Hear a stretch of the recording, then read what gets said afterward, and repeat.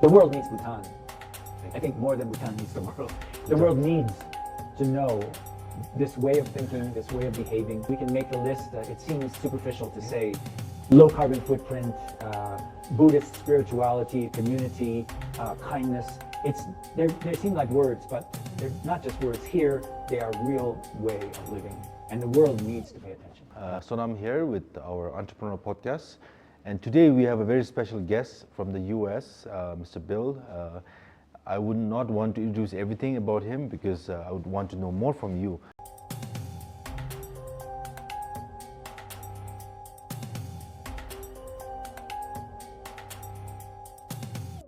So Mr. Bill is here, so please introduce yourself and let us know what you do in Bhutan. My name is Willam Yosses, and I am a professional chef. For most of the last many years, I have been a baker and pastry chef. I also have a great interest in education, children's education around the subject of nutrition and health, which may sound contradictory, being a baker pastry chef, which is usually around desserts. But it is something that I drew from my time working for Mrs. Obama when I worked at the White House during the Obama administration. And we came to believe that while there may not be anything such as a healthy dessert, there is a healthy lifestyle that may include desserts. And I think it's very important to emphasize that fact because when we talk about healthful living and food as medicine or better food, some people interpret that as meaning we're taking away pleasure. You can only eat, vegetables and brown rice, which is, all vegetables and brown rice are great, don't get me wrong, but there's a lot of other things, a lot of things which are pleasurable and which are maybe not really healthy for you. But the key is frequency, so don't eat desserts too much. Portion size, small portions, and when the quality of the ingredients is good, you're satisfied with a smaller portion, a small piece of cake or a candy or some sweet. And that leads to the third part, which is the integrity of the sourcing. So get the best products that you can and buy from the best purveyors that you can, bakers or caterers or restaurants. That is the way that you can include desserts and still have a healthy life. That's kind of my message and has been my message for a long time. Here in Bhutan, I'm thrilled to be part of the Desung Skilling program. I came here and I have 20 students in the program. It's called Advanced Baking and Pastry. So we do make lots of cakes. Pretty much the repertoire is French pastry. That's my training. Even though I'm American, I trained in France. And we do make some American style desserts as well. And lately in the course, we have also introduced a lot of breads and what I would call savory baking. Things like empanadas or quiche or a number of kind of breads which are moving towards something like focaccia, where we have pizza, basically. So I'm thrilled to be here. It's been a very exciting exploration for me. Thank you. Talk about desserts. I always struggle with desserts because, like you mentioned, I'm always thinking about, is it good or bad? And even for my children, I always have the question, like, is it good or bad? Yeah. But you have sort of unraveled everything for us. So now I think our audience will be much more conscious about consuming something, which is, like I said, it's not about, not everything is bad. I think it's the portion size, the frequency and all that. We'll move on to the second portion of our conversation, that is with regard to, you've been here in Bhutan for, how long was that? 2.5 months. 2.5 months, and you've been trying to explore Bhutan, right? Yes. The culinary, the gastronomic landscape. Wonderful. So what is your opinion about food in Bhutan? First of all, when I first came and I tasted the chilies, it was a little shocking, as you can imagine. And now I can't do without it. It's sort of, they say it releases endorphins and sort of gives you energy, which I believe. So that's the first thing that one notices when you come here. Also, I'm just so pleased, like if I was a nutritionist and I was writing a prescription for my patients, I would say have Bhutanese food. Lots of vegetables, a small amount of meat, and of course lots of delicious red rice. And all of these things, this is a prescription for a healthy lifestyle. In most cases where I've seen it, there's local vegetables. So we follow the season, we follow the locality, the local purveyors. And I've discovered vegetables here which I never had seen before in my life. And that brings me to another one of my real missions in life, is to encourage diversity in what we eat.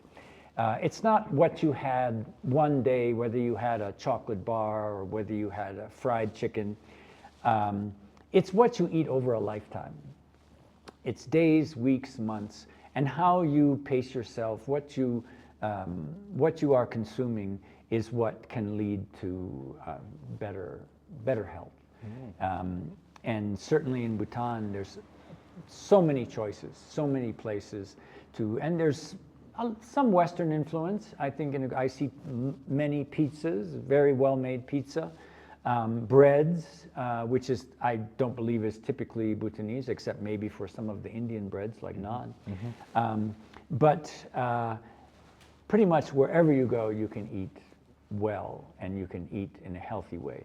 So, but that's where I bring up this subject of diversity, because it's not only we really need diversity in our diet, but diversity is the key to healthful food in general.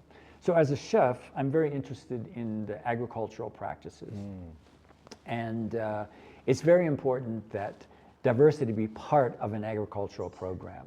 So I work for a foundation in the United States known as the Stone Barns Center for Food and Agriculture. And there we have discovered that one of the most important things that we can really concentrate on is the soil. Knowing what's in our soil and encouraging a biodiversity in the soil is what makes plants more healthful, and as a chef, I will say more flavorful. So I'm not a scientist, and I'm not a horticulturalist, but the studies that I have done show that the more diversity in the soil, the biodiversity, the better the plant lives and the more flavorful it is. It's just like in our own body where there's a lot of studies now about our microbiome. There's over 1 trillion species that live inside of us. We're really just kind of a host for that sort of miasma of bacteria inside of us. And 1 trillion species, it's mind-blowing. There are more species inside of us than on the entire planet Earth. So when you think about it, that diversity, and also it's not a mystery that we have the same kind of diversity in the soil. After all, the soil and the plants were here a long time before we were, hundreds of millions of years, and we evolved in conjunction with that soil. And the studies now show that this biodiversity in the soil is what allows plants to develop their own immune system. So plants have an immune system just like we do, and if we compromise that immune system by putting fertilizer, by adding chemicals, by adding nitrogen, by adding pesticide, fungicide, the plant's immune system gives up in much the same way as if we take too many antibiotics. If we're taking antibiotics, we eventually develop a resistance to those antibiotics and they don't work anymore. Same for the plants.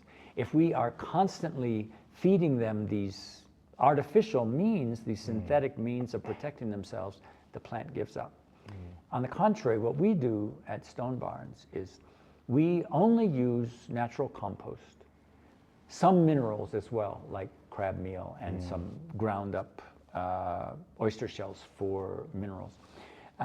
But we don't even do very much of that. We just start at the beginning of the plant's life, we'll give compost. That gives a really big boost in the beginning. But as soon as the plant starts to develop, get towards the fruiting stage or the flowering stage, we stop everything. The plant then must develop its own resistance, and it does that through the diversity in the soil. That's why soil analysis is so important for us. Through those millions, trillions of resources in the soil, the plant is able to draw that in and defend themselves. What we're learning about plants is so incredible. We know that plants, trees included, communicate with one another. If they're in a forest, if there is an approaching blight or fungus, the trees alert themselves and the other plants as well, and they develop defense system. They become more acidic, or they become more alkaline to defend themselves. And part of what we're learning is that there's a fungal network. So we're all familiar with mushrooms, and the mushrooms in Bhutan are the best I've ever had. There's a fungal network in the forest where trees communicate with one another. They communicate, they know if there's danger coming, and they actually even feed carbon to one another through these fungal networks. The book is called The Secret Life of Trees. It's fairly recent, fascinating. So you got me on the long conversation about diversity there, but that's why I'm thrilled about the food in Bhutan. There's so much diversity, so much flavor, and it's not just based on having a big steak like we do in America, which is delicious, but again, only once in a while. Wow, wonderful. I learned a lot about biodiversity in general. And that's also something that at the top of my head, I'm trying to relate the work that I do. For me, my passion is about, and I strongly believe in what you just mentioned. Probably I may not be able to articulate the way you did right now, but I'm deeply passionate about the produce that we have in Bhutan. I believe our products have some sort of, I'm not able to describe everything, probably you described it better than me, but that's the whole, the gist of what I do. And I'd always try to promote local products, not because we want to go local and support local, but also the food that we consume. A majority of our products that we have, that I promote, is mostly in food, right? So the products that we are able to access are products that come locally and also very climate friendly, meaning the carbon footprints, we don't really import, we're really trying to source it locally. And also the soil that we have, I believe it is very rich in nutrition. It has never been sort of commercialized. Thank God for that. And now we're really trying to do a lot of a soul searching journey as to like, how do we define the Bhutanese food? And you mentioned it's like the best mushrooms. Now, what would be your opinion on the food industry in Bhutan, right? And especially now we are trying to move towards a little bit of commercialization that's going to more packaged food. Where do you think Bhutanese food, like in your opinion, where do you think we should sort of propel forward? What should be our identity? Like how should we narrate this? Well, first of all, I admire what you do a lot, and I really appreciate your efforts towards that, supporting local agriculture and bringing the best quality products. Right. It's not only a question of personal health, but of global health, as you know. And so by supporting this kind of agriculture, we can reverse a lot of the trends. Over 30% of carbon in the atmosphere is caused by the way we are growing and food and livestock, particularly livestock with cattle. There's an overdependence on cattle, and we're not even using the meat that is produced. We're just, in my own country, there's only a few cuts of meat that are popular, and the rest goes to the wayside, dog food or something like that. So this is really it's a major concern in terms of global health as well as for our personal health.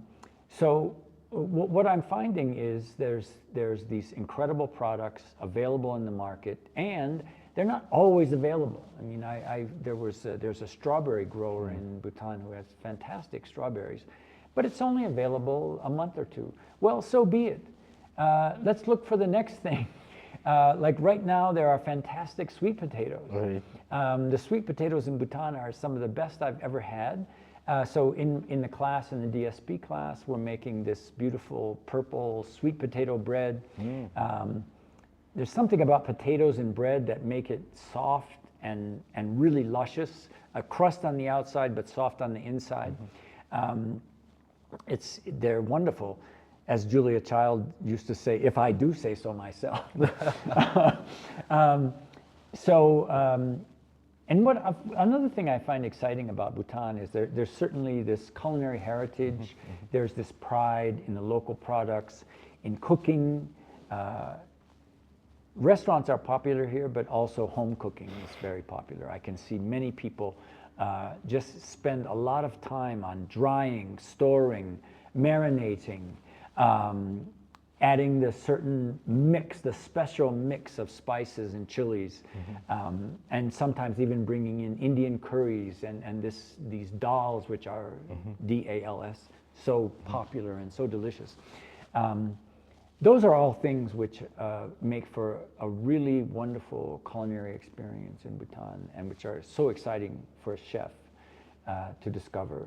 I've discovered so many new products here in Bhutan, and I've been doing this for 40 years. I've been doing cooking for 40 years. It's unusual for me to really find a lot of new things. Wow. Last week somebody gave me these dogwood fruits that are really fantastic, just luscious. And then don't get me started on cordyceps. I'm so convinced that this is like the medicine of the future. When I came to, believe me, when I came to Bhutan, first of all, the altitude, and I wasn't used to it, and I have asthma, so I was coughing a lot. Someone gave me cordyceps. I had like 3 or 4, and then I had the tea, and my asthma went away.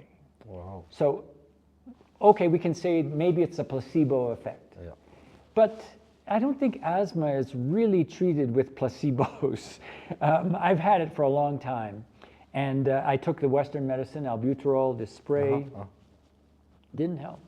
So I'm giving credit to the cordyceps, and thank God for the Laya people and the high mountain culture that creates them.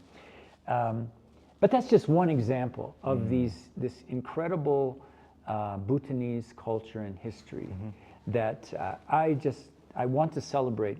And one of the things you said was like the brand, like maintaining those cultural values, maintaining those traditions, celebrating them. And for me, I can see why people here have this pride of place. When we talk about global markets,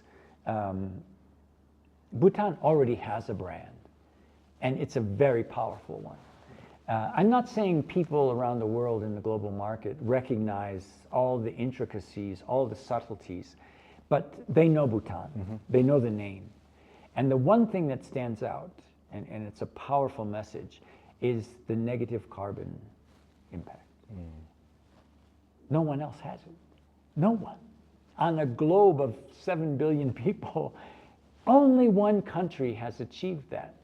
And we can say, well, it's a small country, it's an isolated country, but it could so easily have gone the other way. Right. It could easily have not happened. And thank goodness that you have leadership and you have a family that really cherishes this tradition. It's very exciting for me, who I come from this background of health and ecological health that I've had for a long time, but particularly when I worked at the White House with Mrs. Obama. Her program was called Let's Move, and it included exercise and food, particularly for children. And that has really informed, that has become like my mission ever since I left the White House, to teach desserts, yes, and baking, but show that it can be part of a really healthful approach to life. Wow. And you mentioned about the cordyceps. You are the first person who ever, like upfront, who actually validated the power of cordyceps. I'm sorry, but it works. Well, you know, this is funny because I work with the medical community off and on, and even the most die-hard medical scientists, and I've worked with many of them, they are open to this integrative, holistic medicine. It's fairly recent. I mean, 15 years ago, a doctor would tell you, oh, don't talk to me about herbs, Don't talk to me about Chinese medicine. Don't talk to me about acupuncture. Not anymore.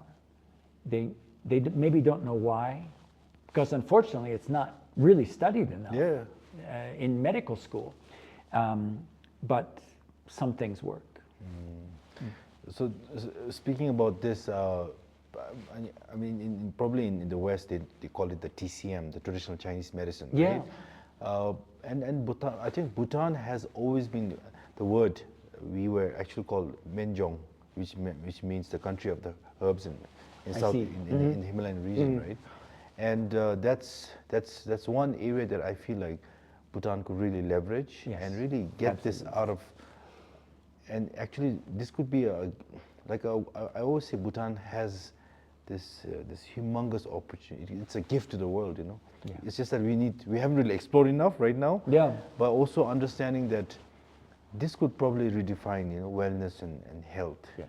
And Bhutan, do you think, like, I don't think we have the answer for that, but it's something that Bhutan could actually, you know, it gives fresh new eyes to understanding health and wellness. Absolutely. One thing is the negative, the whole clean air, the clear sky, the lush green forest in Bhutan, but also the other herbs, you know, the soil nutrition. Again, you go back to soil nutrition. Yeah. So, again, to this question again, where do you think? Do you think, like, in your, because you're here for like 2 months, I think you'll be spending some more time here. Like, what would be the process? Like, what do you think if you were to take this up and say that, you know, I'm back in the White House and I'm speaking to the Obamas about Bhutan? How would you describe the whole soil nutrition, the food, and the herbs from Bhutan?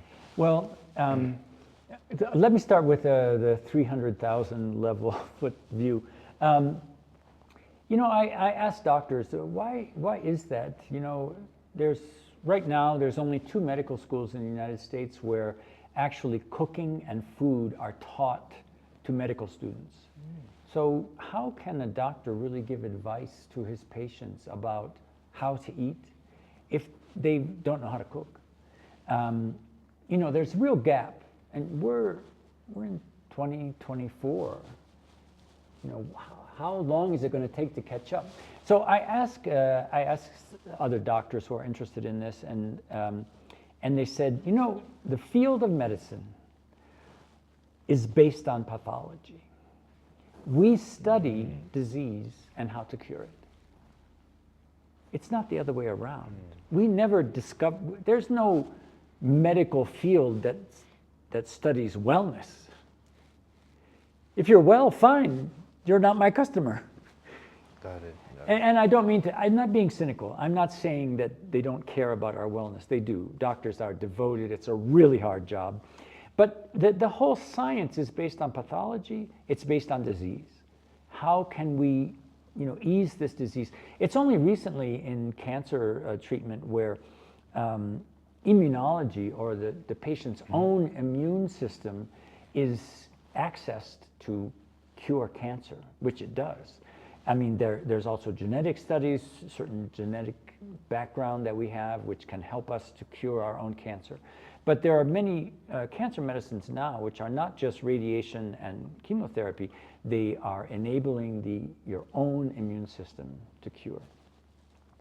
And in Okinawa, for example, there is a university there, and others in Japan, where they are studying the activity of fermentation. Fermentation, which is a long process. There's many kind of fermented products in Bhutan as well as throughout the world. Almost every culture has a culture of fermentation. And they are seeing that some of these fermented products are actually able to attack cancer. And it's curious too, when you think about it, like, why does every culture in the world have a fermentation history? Obviously because it preserves food, so people early on learned that you can make cheese by fermenting, you can make wine, you can make kimchi, you can make daradara in West Africa. These are very fermented foods which have great health benefits. So that's the first thing I would say, is that, you know, the doctors will tell you, we study pathology. You know, we're starting to learn about how do we study it the other way around, but it's new. And But let's think about medicine. Where do most medicines come from? Natural compounds. They come, and it's said that in the Amazon or here in the Himalayas, there are thousands of herbs and these treatments that are done and used in the villages, which are very effective, but no one has studied them. Very, very beginning. We're at the very beginning of this period.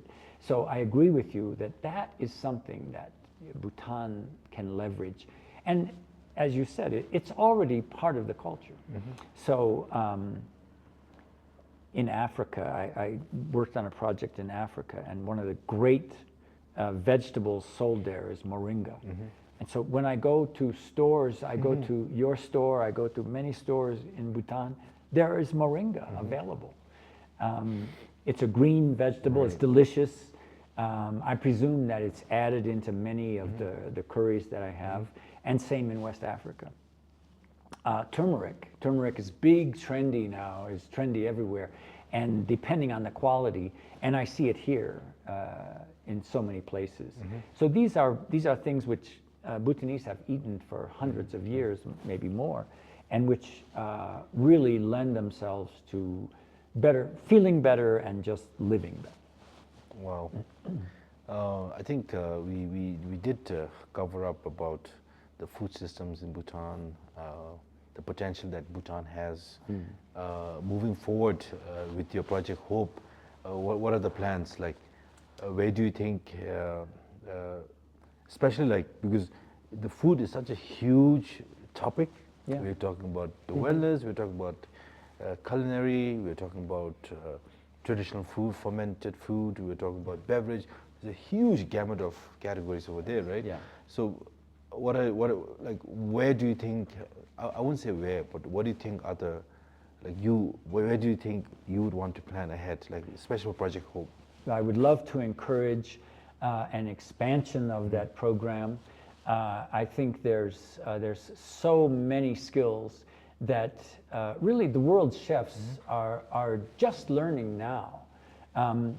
You know, I come from a background of high-end dining, fine dining we call it. I would like to see that what has developed in fine dining, especially in this category we're talking about of healthful living, which includes fermentation, which includes local foods, and foraging. So foraging could include the herbs that you mentioned, but it's also wild foods that are not cultivated. Fiddlehead ferns, I see them here everywhere. My first visit to the Centenary Farmers Market, it was during mushroom season, and there was a bag of what in France we call chanterelle. And I think they were $2 a kilo, which is 1/50th of what they would have cost in France or America. Let's celebrate those ingredients and that method of cooking, whether it's local, whether it's foraging, fermentation. And at Stone Barns, we use a lot of tree saps. We're very interested in products which grow naturally in different environments. That happens to be Hudson Valley. It's a different ecosystem than in Bhutan.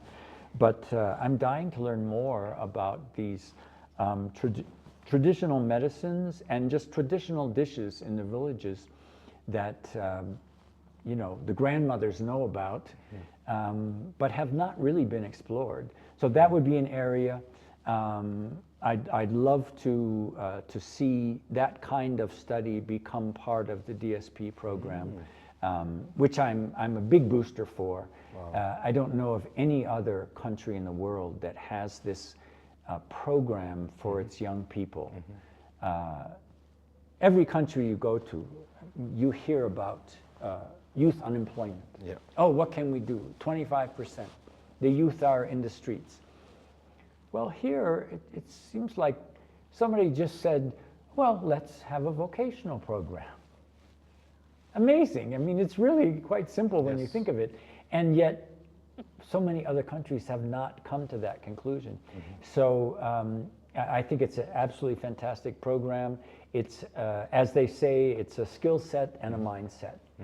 The skill set is very real, whether it's air conditioning, repair, auto repair, forge, carpentry, or baking. The skill set is real, but the mindset is the most important part of it. It means I can improve myself. Life is forever about education. And I'm 70 years old. I'm still learning. I'm learning from my students. I mean, whether it's about history or a new recipe, or they come up with a new version of a traditional, whether it's local Bhutanese cuisine or European. So it's very thrilling for me to see this DSP program as it grows. Wow. And before we end our session, maybe if you have some, I believe in Bhutan, our biggest backbone, the largest backbone is our farmers who are working the farms. And I work a lot with our agriculture industry and a lot of entrepreneurs, processors, primary collectors, aggregators. And I really believe it's the backbone of the country. So what would you advise to our farmers, knowing the food that we have, the whole gamut of these lush products that you came across? Yes. What would be your advice to our farmers out there? Well, I wouldn't presume to give them advice, because that life is very hard, and it's in service to humanity. I have great admiration for farmers. I do in my own country. Just that, be expressive, farmers are, in general, they're modest people, they're humble people. They're people of the land. And everywhere in the world is the same. Their satisfaction, their happiness comes from seeing things grow and selling them to the public. It is it is genuine, and it is one of the most authentic lives that you can live. I would just, if I were to give advice, I would say, talk about what you do. Teach your customers. And unfortunately, a lot of people are with farmers, they deal with middlemen. They don't deal with the end customer. So my encouragement would be, as much as possible, come to the farmers markets. Not everyone can do that, because it's a 24/7 job. But as much as possible, communicate with your customers. Tell us about seasonality. Tell us about soil. Tell us about why you chose this seed and not another seed. It grows better in your soil. Let's discover that together. It is thrilling to have when Mrs. Obama was at the White House, she planted a garden. I don't have a green thumb. But I was amazed that from the first year, there was 1,200 pounds of produce from a plot that was half the size of this room. Wow. I mean, I don't know if people in cities, we've become distant from our farmers. If you're in a city, get to know a farmer. Take a trip to a farm. Buy products from the farmers directly. You will be amazed at what a room this size can produce. A lot of food. And there's so much space, around the globe that is not being used. Thankfully, in Bhutan, 60% is sequestered off for forests, which is great. And it's not even, this is something that really always drives me crazy, is horticulturalists or USDA, Department of Agriculture, they always want to improve the yield. It's all about the yield. Oh, we can get more corn out of this acre. It's not necessarily the yield. I work with a man at Cornell University, which is a great agricultural university, Dr. Terry Acree. 40 years ago, he proposed talking about, okay, there's the yield of the acre or hectare. What is the flavor product? How much, let's create a system where we know how much flavor comes out of the field, because that's a reflection of nutrition. So as a chef, I really love that kind of thinking, because And as customers too, we can think about that. We all have taste buds. We all know what tastes good or a vegetable that's bland. Let's insist on flavor. And that will communicate to farmers and be a way to talk to farmers. They know what their products taste like. They know when they've grown something that's really delicious. But unfortunately, they're not always encouraged because they want to plant this seed which yields more. But the yield does not necessarily give us nutrition or flavor. So what I'm advocating and that's why I would say to the farmers that your question is based on, let's end user and farmer get together. And let's circumvent middleman and government agencies, because that's how change will come. That's how the customer demanding more flavor, the customer demanding better quality produce will help the government agency understand that it's not just yield.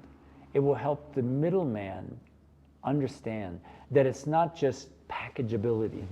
I mean, that's one of the things that GMOs were created for. Oh, if we can make a square tomato, we can fit more in the case. That doesn't work. That's not helping us. That's just helping that person in the middle. So let's make a collaboration between eater and farmer. And I think that's an important path to the future. Thank you, thank you. And before I forget to ask you this question, my last question would be, how was it like working for the Obamas? So I always say, what you see is what you get. There is in some cases, a politician or celebrity or person that's well known, they're one thing before the camera, they're another thing behind. Not the Obamas. Heartfelt, authentic, natural. And let me give you an example. So their daughters were 7 and 10 when they moved into the White House. There's a lot of help in the White House because obviously they're busy. So there's butlers, there's waiters, there's chefs, there's florists. Kids were not allowed to leave a dirty dish on the table. During the entire time that they lived in the White House, they cleared their own plates. They insisted upon that. The other thing is, President Obama, leader of the free world, if he was anywhere east of the Mississippi, he was home for dinner at 6:30 p.m. I don't care who he met. I don't care what was on the table. He was home for dinner with his family at 6:30 p.m. Wow. Now it helps if you have your own 747, wow. But it's the mindset again. Yeah. Family, raising children was his number one job. Wow. But he still was a great president. Yes. Let's face it. I'm a big admirer to this day. I mean, both of them are as eloquent as can be. Their analysis of modern politics, I think, is second to none. And they're people. For me, both of them are on the level of Nelson Mandela or one of the great thinkers of modern times. Wow, thank you. I mean, thanks. That was such a great insight into the personal lives of Obama from Mr. Bill here. They're very real. Thank you very much for the time. My pleasure. You have here. Thanks for having me. I definitely take all the message to heart because I think Bhutan needs that. I think oftentimes we don't realize how fortunate we are, born as a Bhutanese, and also the fact that we live in this very special country, and the land and the soil, it matters. It matters a lot. And the mindset, the world needs Bhutan. I think more than Bhutan needs the world. The world needs to know this way of thinking, this way of behaving. We can make the list. It seems superficial to say low carbon footprint, Buddhist spirituality, community, kindness. They seem like words, but they're not just words. Here, they are a real way of living, and the world needs to pay attention. Thank you. That really summed up, like, the world needs Bhutan. I mean, what a powerful statement. Thank you, Mr. Bill. Thank you. And we hope to continue our conversation. Can't wait. Thank you. Good. Thank you. Thank you so much.